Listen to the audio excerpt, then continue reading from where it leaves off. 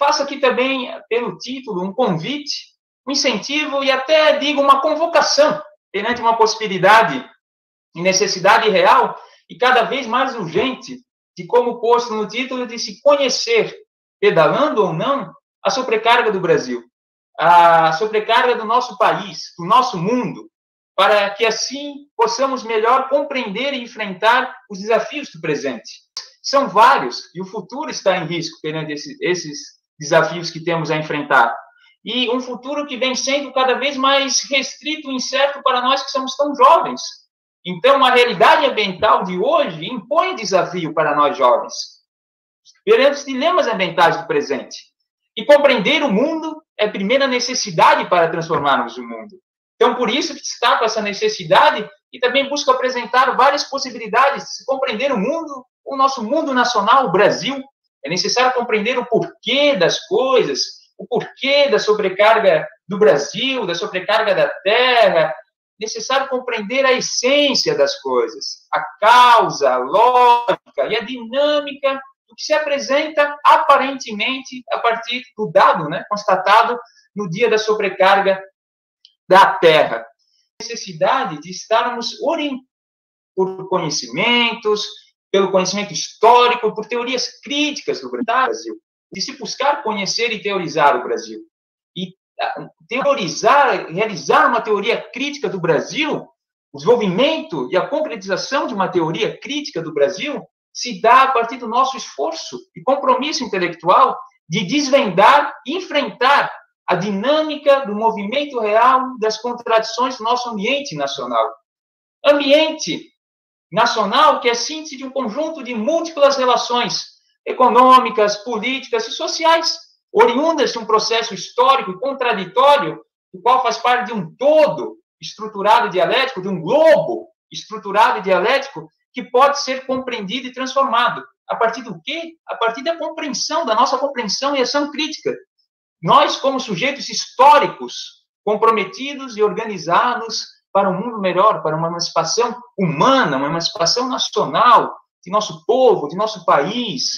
Por isto que venho buscando estudar, compreender e problematizar tanto as contradições como as possibilidades do nosso país. E venho realizando isso também, em especial, por meio do projeto Conhecer Pedalando. Contradições que são, muitas das vezes, sabemos, geradas, potencializadas e até naturalizadas pelo modelo de sociedade e de produção que conservamos. Então, um dos objetivos principais, junto com outros camaradas, das ações educacionais do projeto Conhecer Pedalando, é de estimular uma reflexão, compreensão, sensibilidade e uma ação crítica dos envolvidos frente às problemáticas, os impactos ambientais causados pela lógica e contradições da produção capitalista. Produção que tem em sua natureza uma sana, de uma exploração humana e ambiental limitada, e numa dinâmica de exploração e contradições que é ainda mais intensa num país periférico, subdesenvolvido e de capitalismo dependente como o Brasil, sobre o meio ambiente e a sociedade brasileira, sobre a nossa sociedade, da qual não faltam, né? Da qual não faltam problemas a serem discutidos e enfrentados, ainda mais perante a condição de país subdesenvolvido e dependente.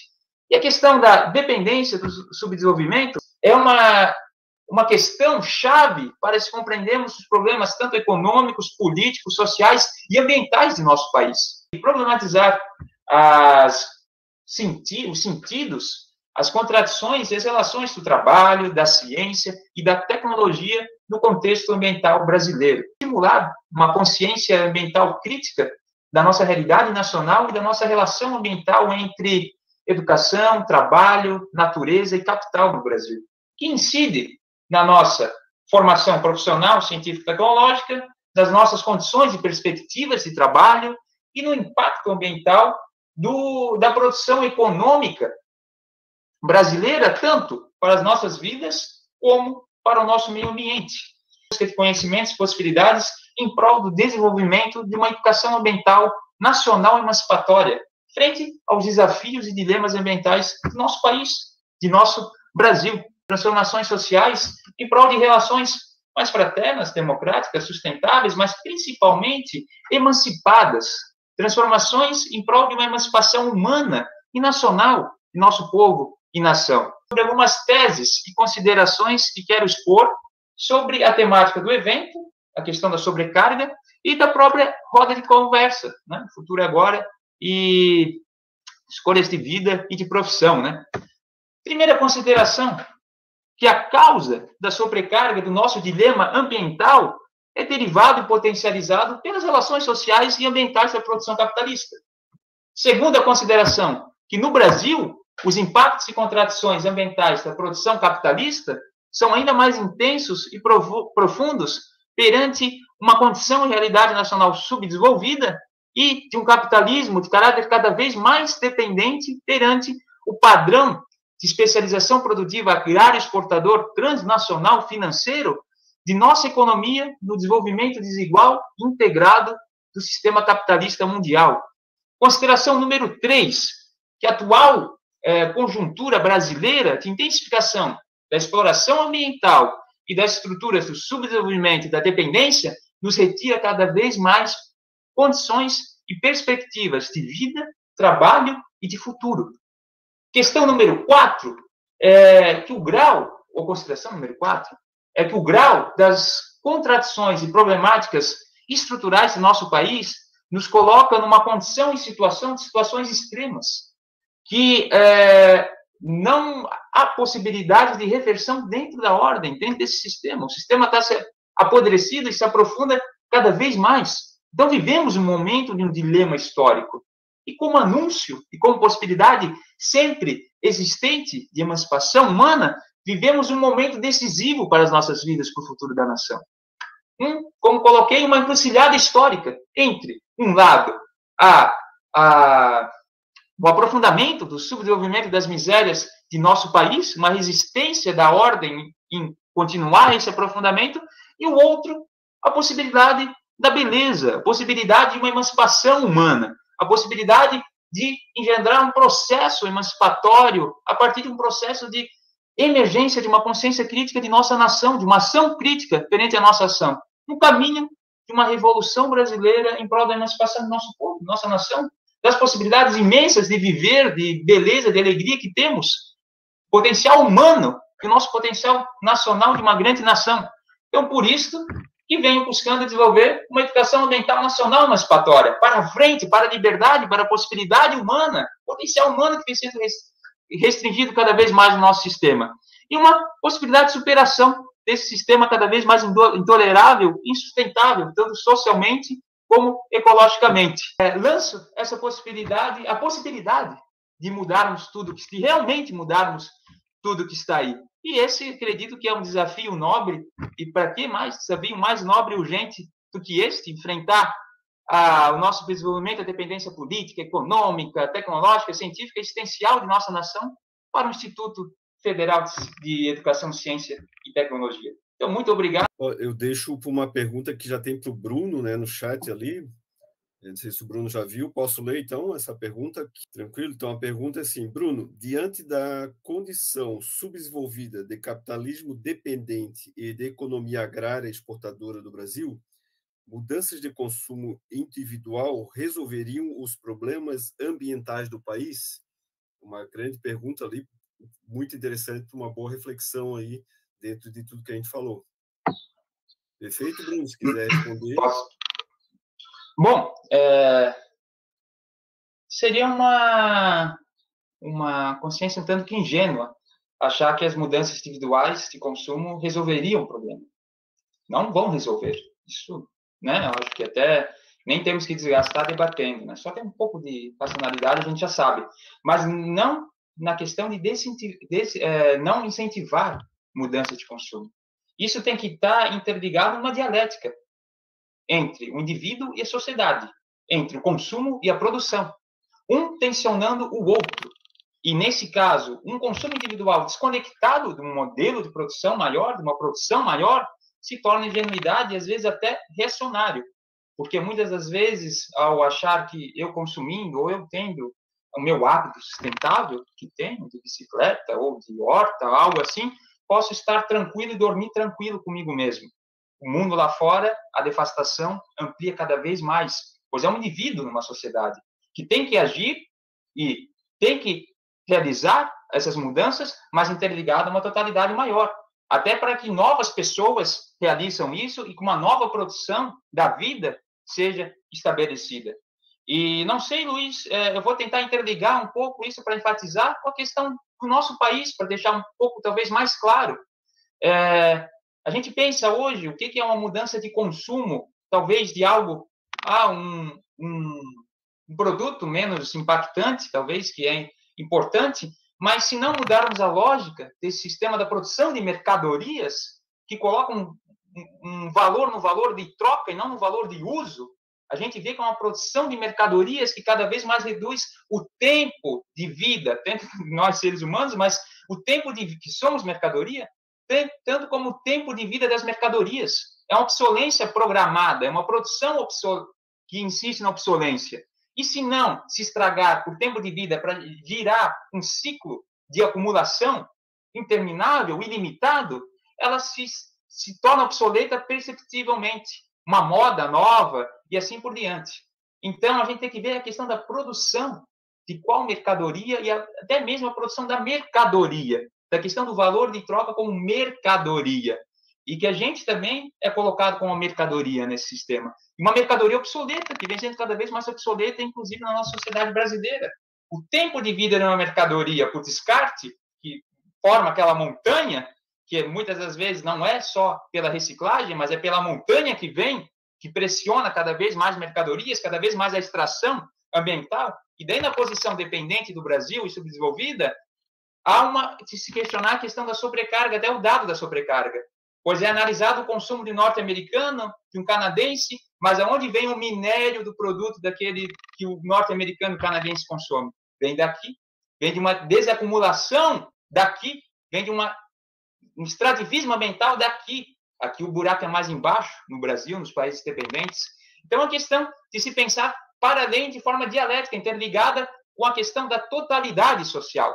O indivíduo junto com um grupo organizado para uma totalidade social. Ali a possibilidade de incidir nisso.